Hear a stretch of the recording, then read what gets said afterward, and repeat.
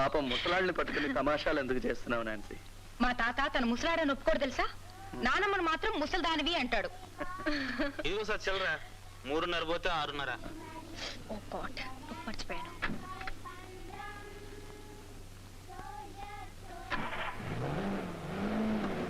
ఏంటి సార్? చిల్లర కాస్త తక్కువ ఉందయ్యా. 1 రూపాయి. లేదు సార్, కరెక్ట్గా ఉంది సార్, చూడండి. లేదే, 1 రూపాయి తక్కువ ఉంది. 4 1 రూపాయలు, ఒక 2 రూపాయలు ఉంటుంది సార్. లేదే. ఏంటేంటి, ఏమైంది?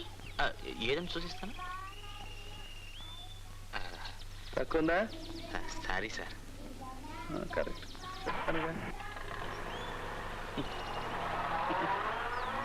చంద్రం, 1 రూపాయికి 2 రూపాయలకి తేడా ఎలా తెలుసుకున్నావు? ఏముంది, తాకి చూస్తే తెలుస్తుంది. రూపాయి నోటు కన్నా 2 రూపాయలు పెద్దది, అంతే.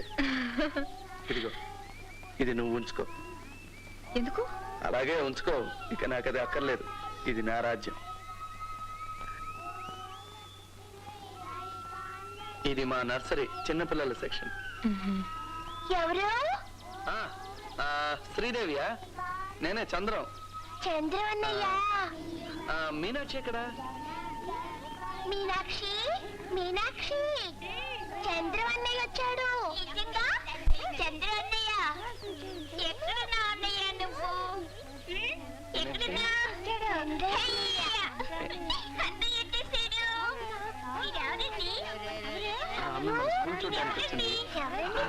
ఊకండి, ఆమె అనుకుంటుంది. నా మాట వినండి, వెళ్ళండి, వెళ్ళి అనుకోండి. మళ్ళీ వస్తాగా. అన్నయ్య, రండి. అన్నయ్య దగ్గరికి రా, నీకు ముద్దు ఇవ్వాలి.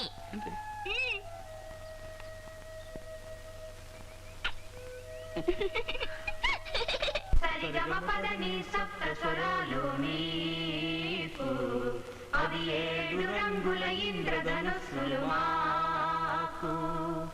మనసే ఒక మార్గము, మమతే ఒక దీపము, ఆ వెలుగే మాకు దైవము. సరిగమపదని సప్త స్వరాలు నీకు, అవి 7 రంగుల ఇంద్రధనుస్సులు. ఎంత చక్కగా చెప్పారు. నిజమే, సప్త స్వరాలే మీకు కనిపించే 7 రంగులు. లోకం మీ కళ్ళలోని లోపాన్ని చూస్తుంది, కానీ మీరు లోకుల్లో ఉన్న మంచితనాన్ని, మమకారాన్ని మనసుతో చూస్తారు. మా చూపుల పరిధి చాలా పరిమితం, కానీ మీరు మా పరిధిని దాటి ఆత్మను చూడగలిగే అంతర్దృష్టి కలవారు. అందరికీ అమావాస్య నెలకొక్కసారి వస్తే మీకు అనుక్షణం అమావాస్య అంటారు. కానీ అమావాస్యలో కూడా మీరు చంద్రోదయాన్ని చూడగలరు. చీకటి గన్నులోనే కదా కాంతివంతమైన వజ్రాలు వెలిసేవి. అందుకే నేనంటాను, మీలో ప్రతి ఒక్కరూ ఒక్కో మచ్చలేని చంద్రుడు, వృద్ధి క్షయం లేని చంద్రుడు, ఆత్మీయతను కురిపించే అమావాస్య చంద్రుడు. అమావాస్య చంద్రుడు. అమావాస్య చంద్రుడా? అదేం పేరు? అమావాస్య నాడు చంద్రుడు ఎలా ఉంటాడు? చంద్రుడు ఉంటాడు, కానీ వెన్నెలుండదు. చూపులేని వ్యక్తిని వెలుగులేని చంద్రుడితో పోల్చాను. అందుకే నా కథకి అమావాస్య చంద్రుడు అని పేరు పెట్టాను. Very good. ఒక రోజు మా స్కూల్కి వచ్చావో లేదు, ఇంతలోకే మా తరఫున వకాలత్ తీసుకున్నావే. వకాలత్ కాదు, నేను తెలుసుకున్న నిజం. ఏ సార్ పిలిచారా? చప్పట్లు కొట్టారు? ఇంకేమైనా తీసుకున్నా? ఏమొద్దు. అలాగే అండి. రైట్. మీరు మీ అమ్మగారితో ఎందుకు కలిసి ఉండటం లేదు? మా అమ్మ చచ్చిపోయింది, అందుకని. అదేమిటి? మొన్ననే కదా మీ అమ్మగారిని చూసాను. ఆవిడ మా అమ్మ కాదు, మా నాన్నగారు రెండో భార్య. ఎలాగైనా ఒకటే కదా. మా నాన్నగారు ఇంకో భార్యని ఒప్పుకున్నంత తేలిగ్గా నేను ఇంకో అమ్మని ఒప్పుకోలేకపోయాను.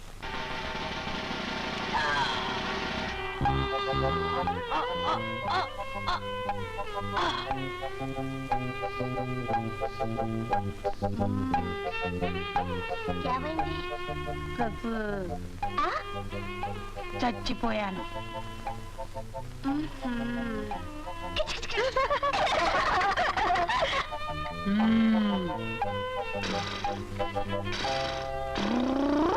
రారవేణు గోపాల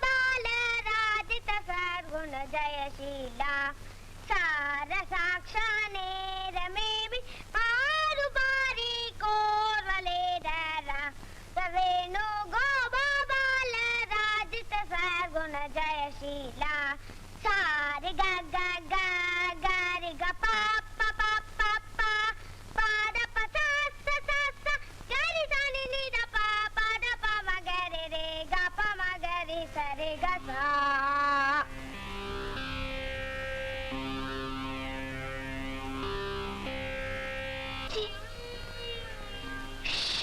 కిచ్చి కిచ్చి పెడితే లేస్తుంది. లేవదు బాబు. నాన్న చెప్పిందేంటో నాకు అప్పుడు అర్థం కాలేదు. చావుతో నాకు ఏర్పడ్డ మొదటి పరిచయం అదే. అందుకే దుఃఖం కన్నా నాతో చెప్పకుండా పోయిన ఆయా మీద నాకు కోపమే ఎక్కువగా వచ్చింది.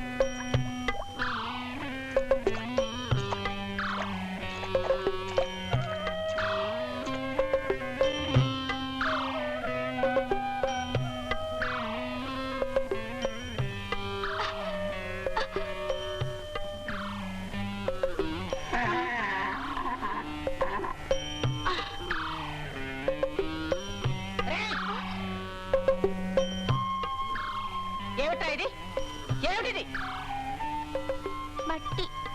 మట్టి తెలుసు కదా, మరెందుకే ఈ సోఫా? ఇంట్లో వస్తువులని నాశనం చేస్తున్నావు కదా రాక్షసురా. నువ్వే రాక్షసి. ఏమన్నా? నాన్నగారు రాని చెప్తా. ఏమిటో చెప్పేది? ఏమిటి చెప్పేది? ఏమిటి చెప్పేది? వాడిని ఎందుకు కొడుతున్నావు? మీ అబ్బాయి ఏం చేశాడో అడగండి. ఏం చేసావురా? మట్టి అయ్యింది. ఏమైనా ఇంకెప్పుడు వాడిని కొట్టకు. Don't ever beat him. అలాగే మీరు గారం చేసి నెత్తినెక్కించుకోండి, నేనేం మాట్లాడను.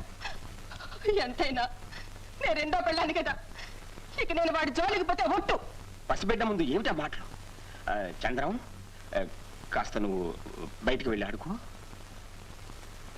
అసలు బుద్ధి ఉందా నీకు? లేదు, మీ అబ్బాయికి ఉన్నప్పటి బుద్ధి కూడా నాకు లేదు. సరేనా? ఏమిటా రావుడు? ఇవాళంటే నా నోరు ముయిస్తారు, రేపు లోకం అంతా ఒకటై వాడిని దొంగ మెథమా రౌడీ మెథమా.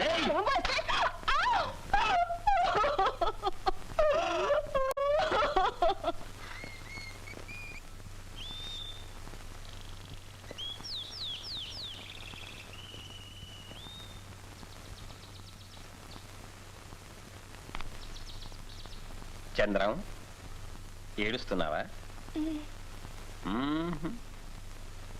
ఛీ, ఆడవాళ్ళు ఏడుస్తారు, మనం పెద్దవాళ్ళం, ఏడవకూడదు. నేను ఇప్పుడు పెద్దవాడిని.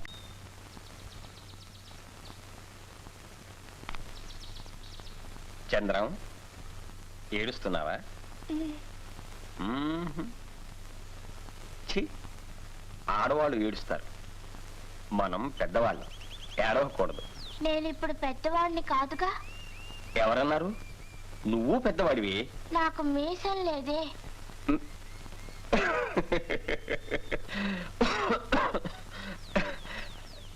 మీసమా? ఇదిగో.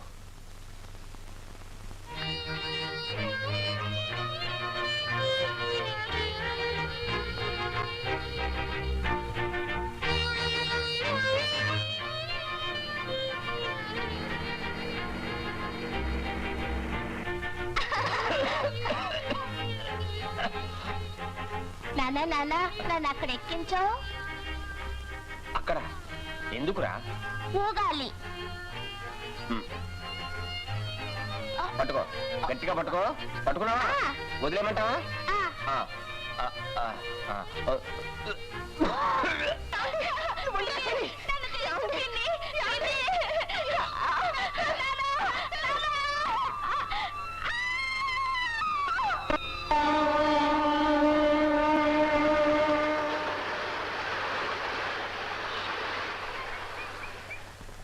నాన్నగారు చనిపోయిన తర్వాత ఆ దుఃఖంలోనే మంచం ఎక్కాను.